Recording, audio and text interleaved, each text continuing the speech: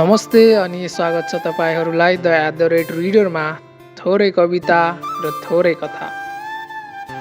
अँधेरी रात। निशब्द आकाशमा तारा हराए, मौनतामा लुकेका छन् रहस्यहरू सारा। चिसो हावाको स्पर्शमा भएको कथा, अँधेरी रातले बुन्यो मौनताको व्यथा। टाढा कतै कुकुरको रोदन सुनिन्छ, मनभित्र कतै कुनै सम्झना बुनिन्छ।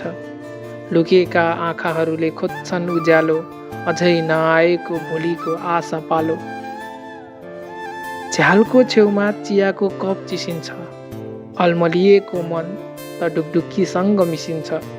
कुनै पुरानो गीत झल्किन्छ यादमा, अँधेरी रात बोल्छ चुपचाप संवादमा।